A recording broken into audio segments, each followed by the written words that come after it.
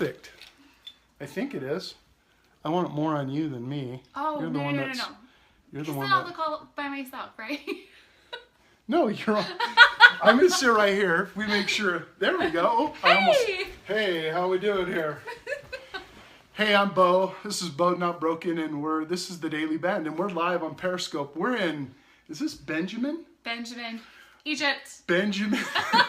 It's, Nannette said it was BFE, and it is beautiful BFE. So I want to thank her for having me out here. You're watching the Daily Bend, and I promoted this show a little bit yesterday and today, and I appreciate everybody watching. We tape this as well, so it goes onto YouTube and all that fun stuff on the website, and you can use it if you want to use it.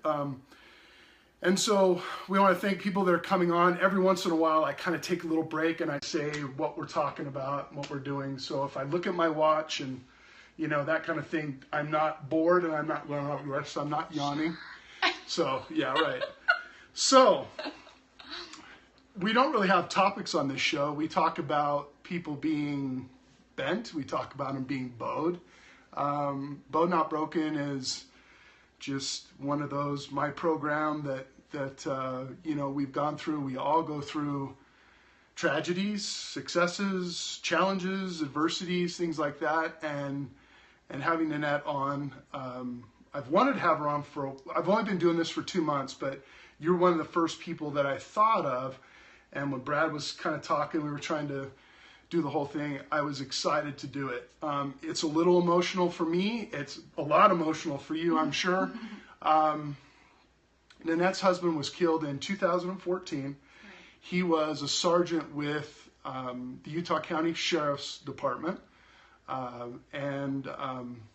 You know, last week was Law Enforcement Week, and one of the things that I expressed at the memorial was that I was an officer for 20 years, on and off, different capacities, but as a chief and as an administrator, there were many occasions where I had to hand that flag to a wife, you know, a spouse of someone, and that was probably the worst or the most unbelievable thing that you could ever do.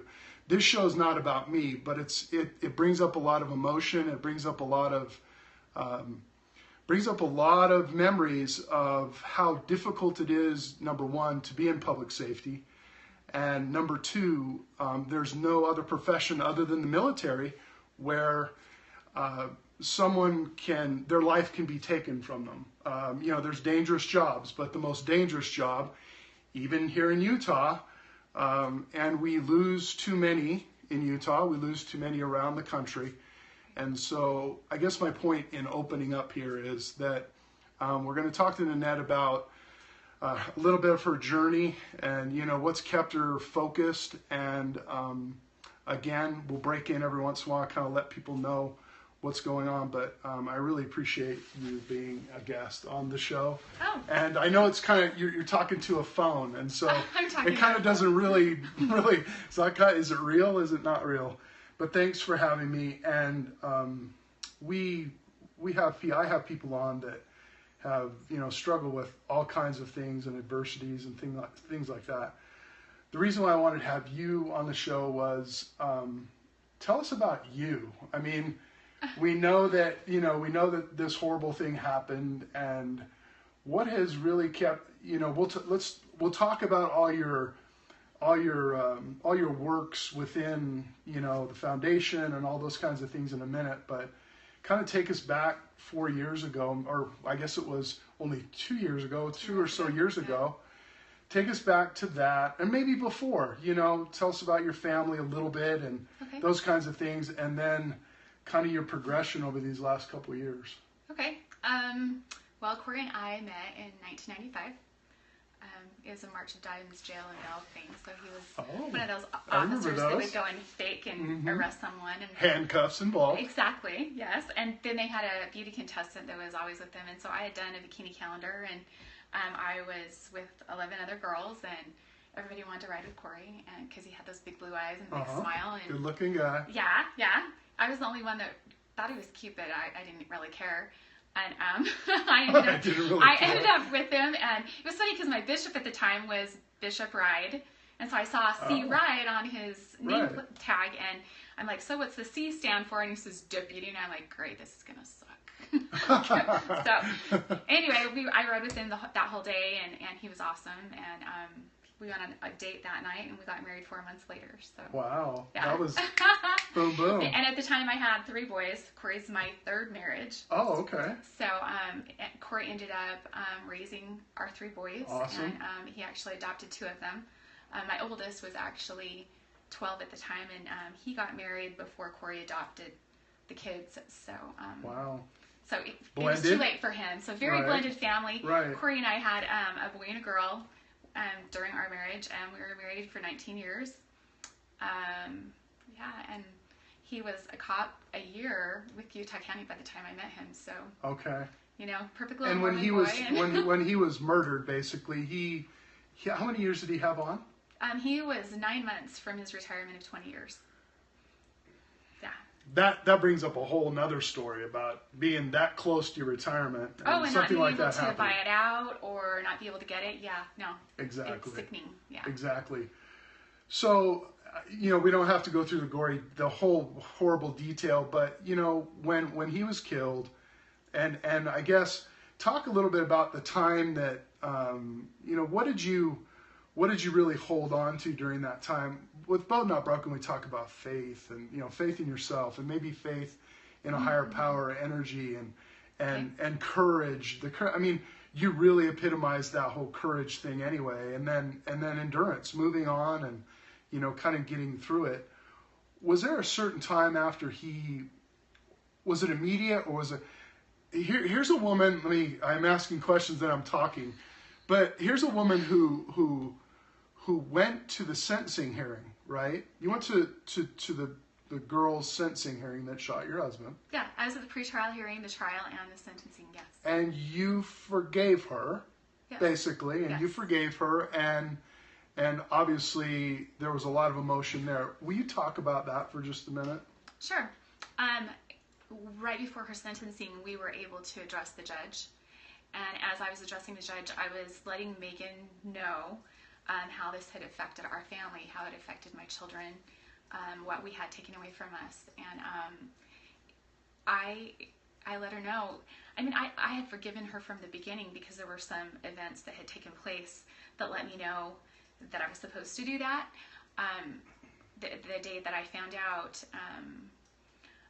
I felt Corey, it was as if Corey put his hand over my heart, and I could hear his voice in my head, and he said, whatever you do, don't be angry. Whatever you do, don't be angry. And that's why I'm having like a freak out panic attack, screaming across the hospital, because I'm a respiratory therapist. I'm going from newborn ICU over to the respiratory department, but I could hear that, and it just stuck with me, because I was like, if he's not angry and it was his life, then I don't have a reason to be angry. So forgiveness came really easy. Wow. For that, because he provided the forgiveness, so that the day of the sentencing, I told her, I said, I expect great things from you. She made a bad choice. This life's about choices, and all of us make good ones and bad ones, and she made a really crappy one. Mm-hmm. And I told her, I said, I'm going to be watching you, and I hope that you do good things with your life. And I'm going to be watching you really close. And I told her I forgave her. And as I turned around for the very first time throughout all the pre-trial and the trial and everything, she was sobbing.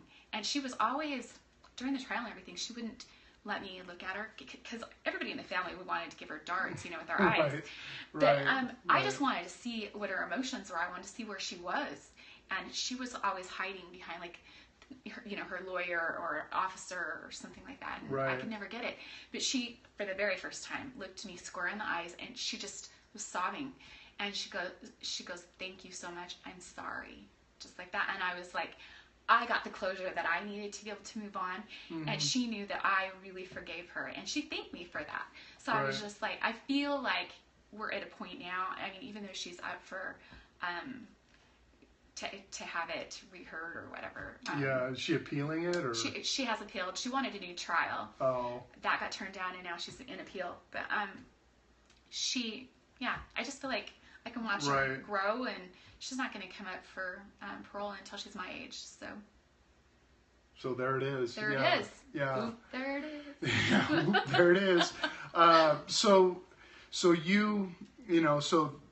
through time, what's been your strength? What's been, other than friends and family and kids and all those kinds of things? I mean, have those been a combination of all that? It started long before this even happened.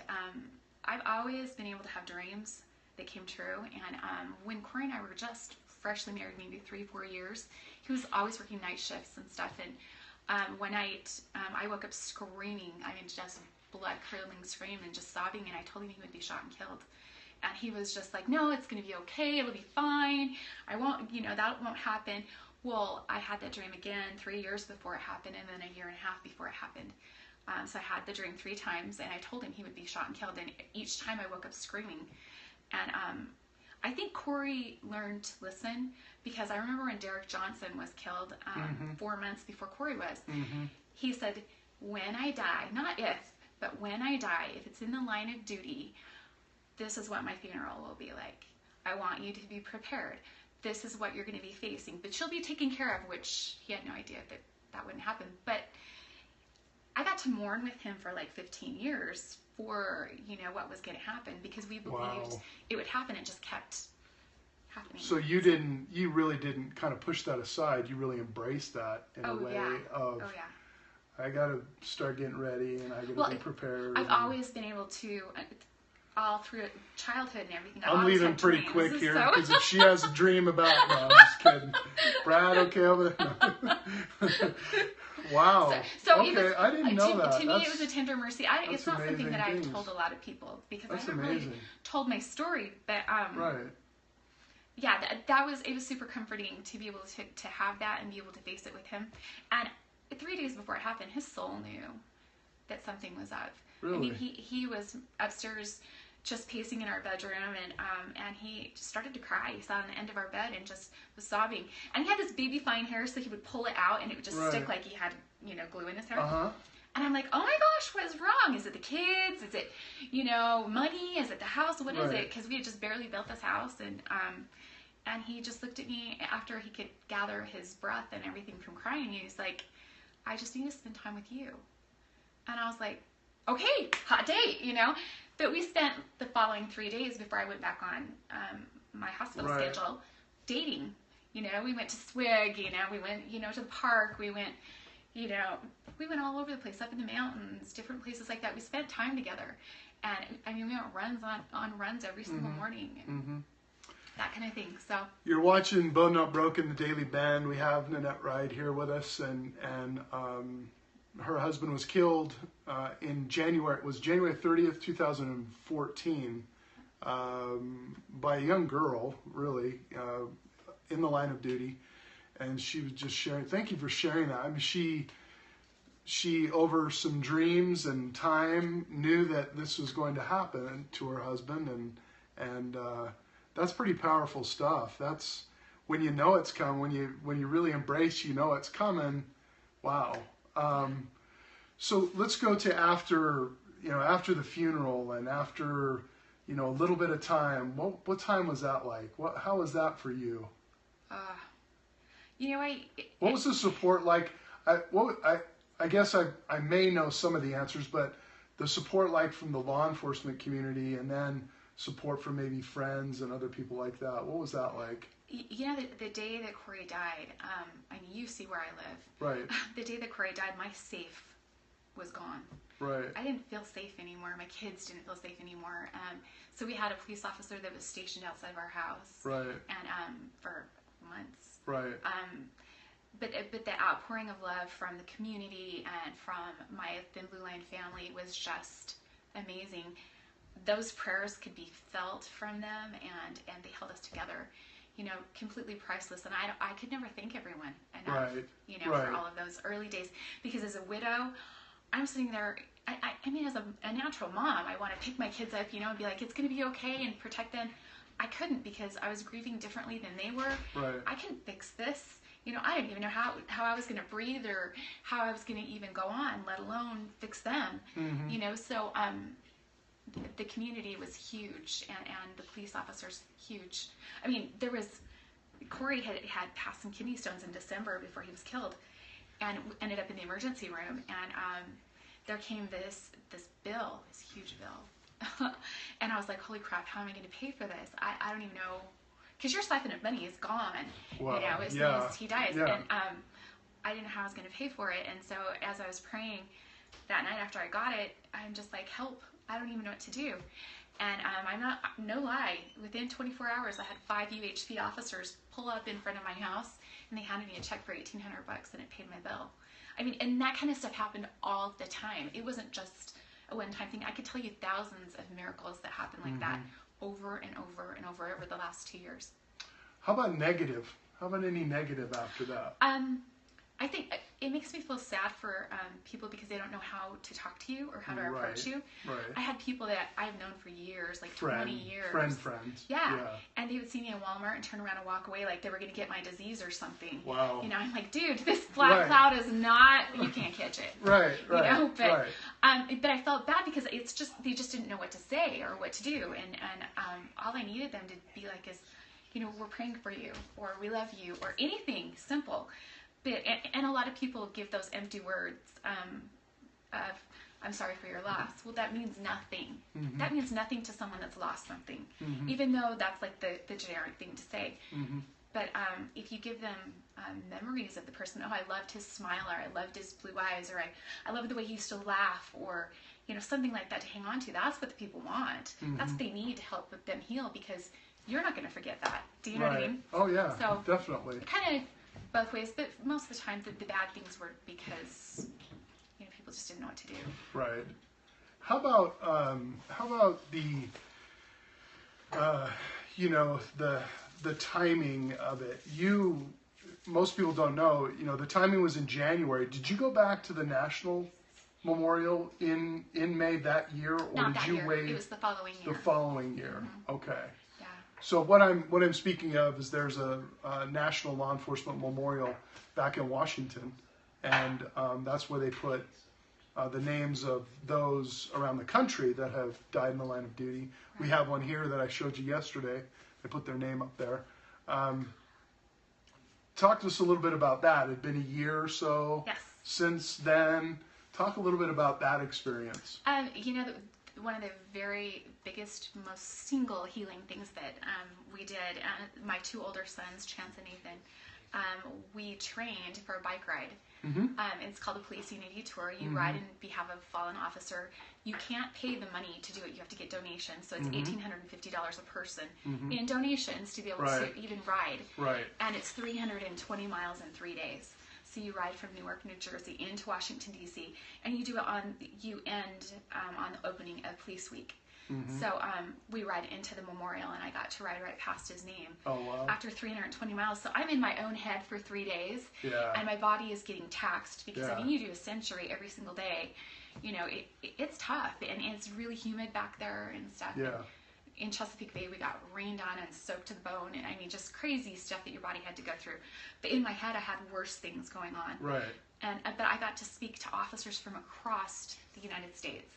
These were my family. What was that like coming across, you know, and seeing him? Did you just, I mean, plain lose it, or was it one of those moments where you're tired, you know, the whole thing, but you're exhilarated because, you know, it's kind of what you're doing, but then again, oh, I'm finally here. Yeah, I think the only exhilarating part is that when you're very first going into Washington, D.C., and actually every city for that example, because you have citizens that are lined up and they're cheering for the police officers and for you.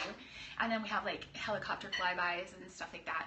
But when you go into the memorial, it's very solemn, very reverent, very, very humbling, because most of these officers are riding for another family, and so these families are standing by their officer's name. And what we do is we wear these bracelets that have their end of watch and their name on it, and they take off the bracelet and they hand it to a family member and put it on their wrist, and the family member doesn't ever take it off. And so it's a really reverent, honorable thing to do. And so when I went looking for Corey's name, I found our family that was waiting for us, and they're like, it's right there. And I crumbled. And I touched it, and I was like, I finally made it. Right. You know, because all of those 3 days was just hell in my head. Yeah. You know, so I crumbled. But it's just such an honor to be able to be there. Right. And then they have the candlelight vigil. You know. Yeah, I've been there a couple times, and that's amazing. enough to make you cry no matter what. It's amazing, but I think a lot of people in the country don't even know this exists. No, they don't, and that's another reason why I wanted to do this, was because, you know, they're really, if you're ever back in Washington, anybody out there in whatever land, social media land, and whether you like cops or not, or firefighters or whatever, because theirs is in Emmitsburg and firefighters and all that stuff, go to either of these or both, because it's really an amazing thing. Yes. Kind of back to you and your story over the last couple years. What has kept you, you know, what changed drastically, and what gave you that oomph to just keep going and all that kind of stuff? Well, it's not really an option to quit, you know, but I really felt like we needed to do something to turn this tragedy into something good. And I found personally that by serving other people, the gaping hole that I had in my chest that just bubbled full of emotion and pain and anguish started to fill in with love. And the more I served and the more I gave to other people, the more my heart filled up with love. And the best way I can explain it is, when I first met Corey, I could love this much, but that's all I knew. Right. You know, and I loved him with everything I had, but this is all I knew. And because of Corey, my love has increased 1,000 times. Like, I can love this much more. And it's not anything I can ever explain, but if you talk to another widow, she could tell you. She could totally tell you. There's a picture, and I don't know I know you know it. There's a picture of you and another woman. I don't know if that's another widow, but you guys are laughing and smiling. Oh, it's Shantae. Okay. Yeah. We were up at the Capitol. We were giggling. Yeah. We do that a lot. I think that's really cool, and I think that's really something that I mean, if anybody, everybody that knows you probably has seen that picture, but that picture really is something, because you're in a place, and it's just so. But then again, you've got these big, huge smiles on, and it's what you want to do, what you think you need to be doing, and all that kind of stuff. You've helped other widows since then, and will continue to do that. Absolutely. Tell us a little bit about your foundation and how it started, and all those and other things that you're involved in. Okay. Well, I have 2 foundations. The first one is the Utah Code 4 Foundation. My kids actually started it right after Corey was killed. It's a 501c3. Anyways, and they take donations. We do. Right. We want to put bulletproof windshields in police cars across the nation. That's our thing, because Corey was shot totally through awesome. the windshield. Right. I also have a friend. It's a widow that I met at Police Week. Her husband, 4 months after Corey was killed, was shot with an AK-47 through the windshield in Mendocino County in California. And it's funny because 2 of my boys were born there. Right. And so the Mendocino County sheriffs were like our guys. Right. You know, so but when I met her, right next to her heart, she kept his star, and it was crumbled up like this with the star ends like this, where the bullet was in, went through, and it went right through his shield. So yeah. I mean, that just was huge to me. And there are if you lose just one officer through the windshield, that's too many. But there are a lot, and it's pretty common. And if you think about it, if people are going to shoot someone, they're going to shoot where they can see. Well, and it's a pure ambush. She's speaking of, you know, an officer going to a call, and before they even make it, or before they're figuring out where they need to be, where they need to park, and now, boom, something comes from out of nowhere, out of a window or whatever it might be. Yes. And that's exactly what happened to Corey. Right. So yeah, completely ambushed. So you have Code 4. Yes, I have Code 4, and then I have right after all this happened, like I said, I needed to change tragedy into something good. Right. So every single time there was an officer killed in the line of duty in the Western U.S., it was like a Band-Aid rip-off to me. It was completely painful, physically and emotionally painful for me. So I would, on my own dollar, would fly there and I would take them a grief basket that was full of things that the community had given me to heal, like really good music, books, journals. I mean, it's so important to write down your memories and the things you're grateful for, because when you hit those dark spots, you know, in your grieving, you forget. And so to be able to go back and see those, I wrote lots of letters to Corey in mine, you know, help me remember things. Blankets, I mean, you name it, you know, pretty much is in there. But I would take it to them, and I was doing it quite often.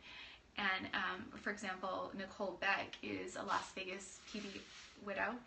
Her husband was one of the 2 officers that was eating lunch and was ambushed while they were eating lunch, if you remember. I remember that one, yeah. Yeah, I do. The basket, grief basket, got to her through one of the Quorum of the 70 that I was visiting down at Tuacahn. He says, for some reason, I just got a call from the First Presidency, and I have to go over to Las Vegas and see Nicole Beck. He goes, do you know why? And I'm like, you need to take her my grief basket. And I already have it done.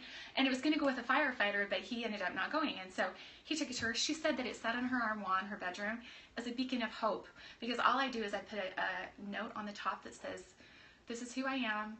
Just breathe right now. Don't open this until you're ready. Right. And here's my phone number. Call me if you need anything. And her and I are like the best of friends. You know, but it took her 3 months to open it up.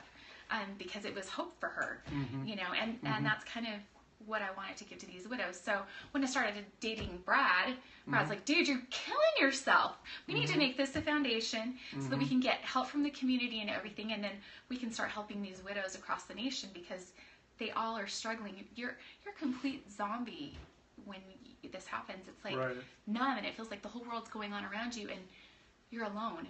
No matter how much, you know, support you have from the community, you still feel alone.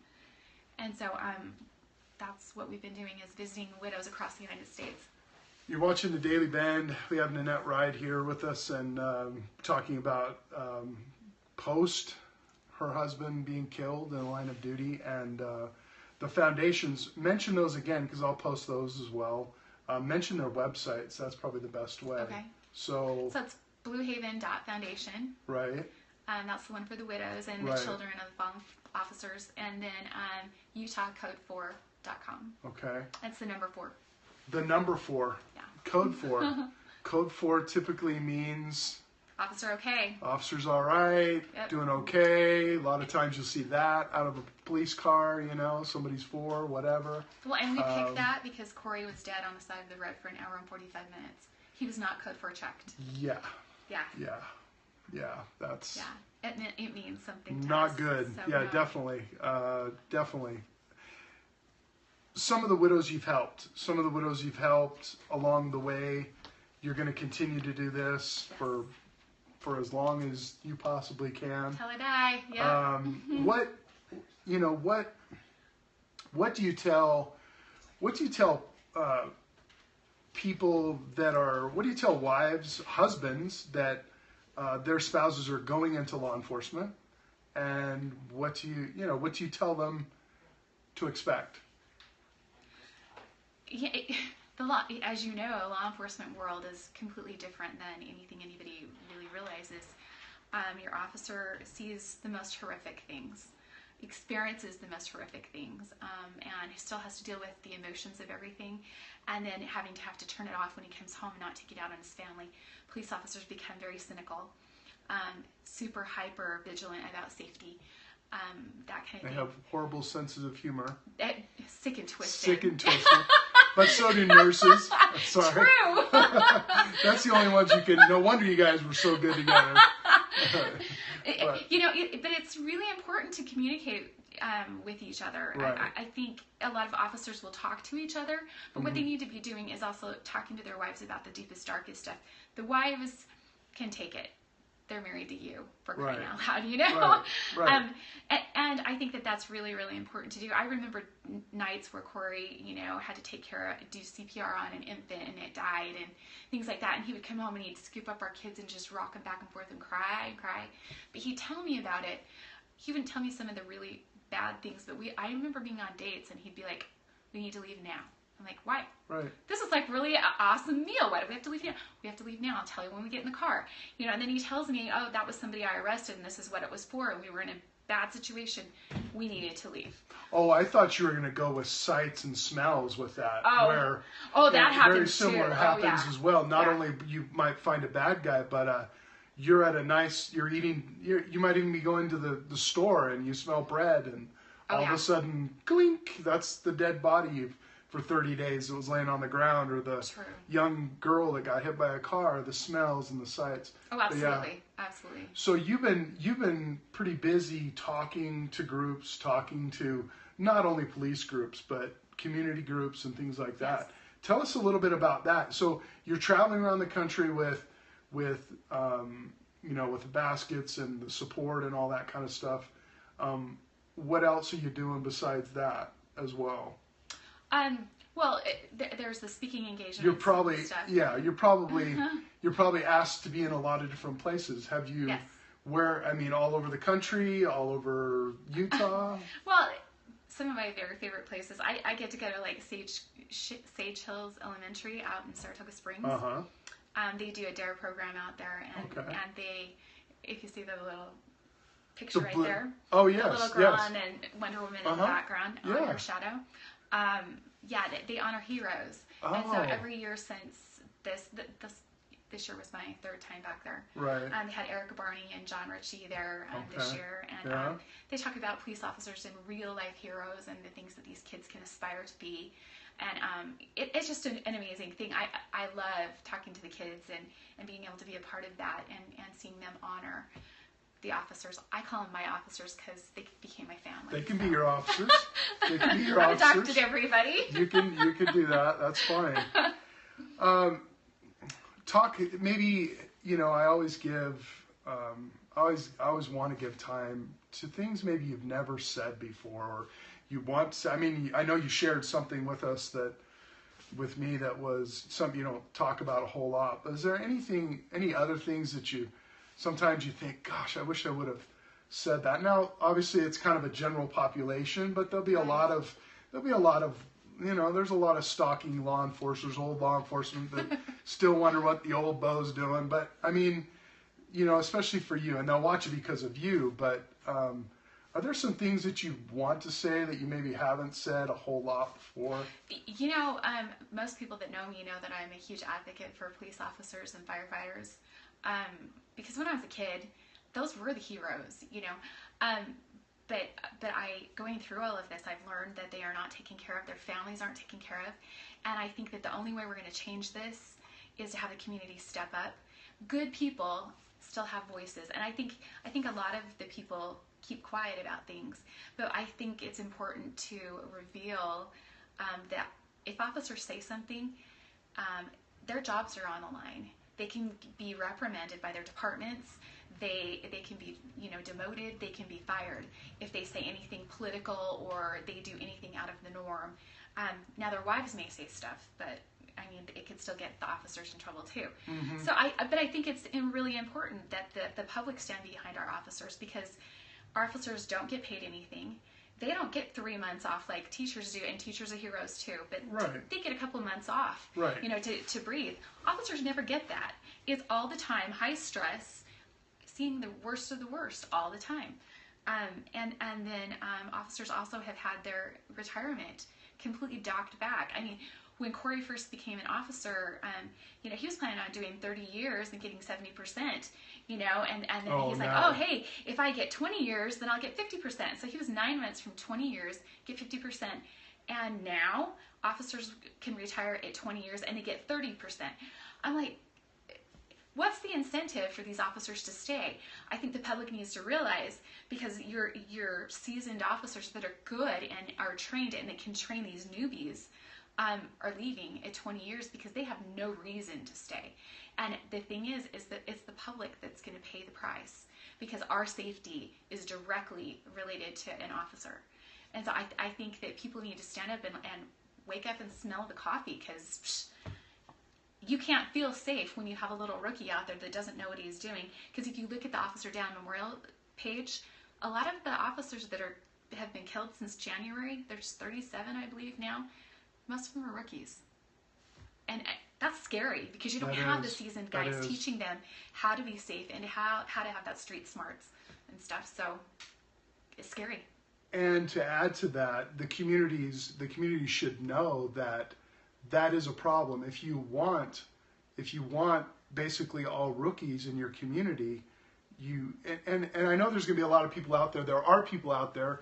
You're watching the Daily Bend on BEAU'D Not Broken, and we're talking with Nannette Wride, and we're talking about, gave her an opportunity to kind of talk about some of the issues that, you know, she feels real strongly about that she may not get a lot of time to talk about.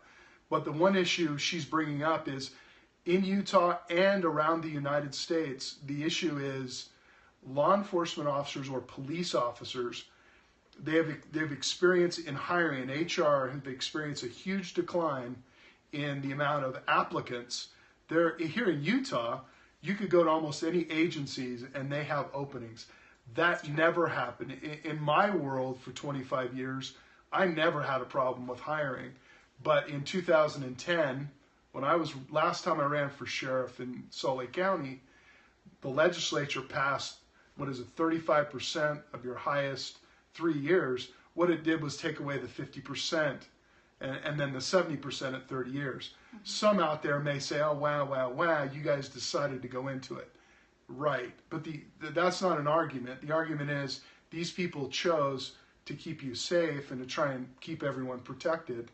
And we really are reaching a very interesting time in public safety where you're bringing on you have less competent officers, and it's not of their own, they just haven't been around long enough to know and to be able to communicate and be able to do the things that they're doing. So what I'm doing is elaborating on her point in a sense that there's going to be a problem, and you're going to see chiefs of police, mayors, whatever, they're going to have to go back to a legislature and say, look, we have got to put it back to the way it was before, exactly, where there was some incentive to go 20 years. Mm-hmm. Now it's 25 years, mm-hmm, all those kinds of things. And I realize it's not the same profession as being a welder or being with a private sector or having your own business. But I think you're very right in the sense that if something doesn't happen, things are going to get real bad. Oh, absolutely. They're going to get really bad. And I really don't think that the public realizes either that these officers don't have proper equipment. A lot of them go without bulletproof vests. They don't have bulletproof windshields for sure. And a lot of the public thinks that that's the case.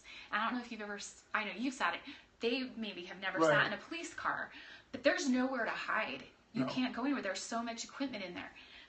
But when I was up on the Hill the last 2 years helping to pass laws for widows and fallen officers' families, I sat there and I saw and heard testimony before the House Committee, and they were thanking the House Committee for topping them out, UHP officers, topping them out at $25.17 an hour. Are you kidding me right now? Yeah. As a respiratory therapist, they're eligible for food stamps. Yeah, right. And most of these officers, I don't think people realize, most of these officers have to hold down 2 jobs, which gives them 0 time with their family, and then double the chances of them coming home. Mm-hmm. Mm-hmm. Or not. I mean, they probably aren't going to come home. And for another time, maybe, hopefully you'll be back on again sometime. We'll talk. That really is a topic that you need to know about out there. People need to know that I'm not just crying wolf or the chicken licking thing. It's going to be, it is a problem right now. Your level of service is diminished, not only here in Utah, but around the country because of what's going on right now. True. And you can't get the old ones back. There's no incentive. It's very difficult. And there's a lot of other things. Anything else that, you want to share that might be something close to your heart or your mind or your head or your whatever we want to call it? I think it's just important for people to realize, even if an officer pulls them over, they're trying to protect them. I got pulled over a week and a half ago. Yeah, embarrassing. Really embarrassing. Hey. So, but you know what? I still thanked her. Right. And I was sorry that. Oh, you couldn't pull the You couldn't pull the... No, the blonde. No, the blonde. It was a girl. Good looking blonde in the car. Gosh, like guys. No, not so much a girl. No, you're right. Finish your thought. I'm sorry. But I think it's important that we, as the community, thank our officers, thank our firefighters, thank our teachers. Because heaven knows it's not for everybody, and these people are heroes. I mean, they're putting their whole entire soul into something that they love doing, and they get paid crap. Mm-hmm. So I think we need to remember that and thank them. Go buy them a Coke. If you see them in a drive-thru, pay for their food. Pay it forward. Yeah. Absolutely. Yeah. Absolutely. Well, thank you. Thanks for being on. I really appreciate it. Like I said, it's low-key, no script. This is cool. You can say what you want. It's like having a conversation, hopefully. Hopefully everybody out there enjoyed, or at least enjoyed, what conversation we've had. From a horrible situation, from basically the worst situation you can think of as a wife, as a public safety wife, to what she is now and what she's doing. I mean, yeah, she talked about not having a choice, really. You got to hang in there for your kids and for your family and for him or her, whoever goes down in the line of duty. But, your courage and I know you've gotten a lot of accolades, and I know you've gotten a lot of that, but I know deep down you think about him every time somebody says something, even right now. I mean, it's, you can see behind us that it's still up here, and you've in essence moved on as well. Not moved on with him, but moved on in a sense in your own private life, and you're able to have relationships and, all that kind of stuff, and that's important. And that's really cool to see. She definitely is the warrior is here in this room right now. So I'll post the both your websites and things like that. Hope you'll come on again. Maybe I'm sorry we missed Law Enforcement Memorial Week, but I know you were busy. I don't even think I could have gotten you. But thanks for watching the show again. Remember that we'll download this onto the website and YouTube and all that fun stuff. And little call to action. Yeah. We've been talking about suicide. I've been doing pull-ups for suicides, but remember, there's a lot of public safety people that commit suicide. A lot of people out there that, these public safety people see this side of life as well, and so it really is impactful to a lot of different people. My point being is that, next time you see an officer or firefighter or whatever, firefighters are everybody awesome. loves firefighters because they save people. Cops arrest people. Yeah, they do. No, I don't even want to go there. We did calendars years ago, but anyway, we beat those firefighters. I'll tell you right now. We don't even go there. Have a nice day. Thank you very much for watching, and remember, it's all about the Ben.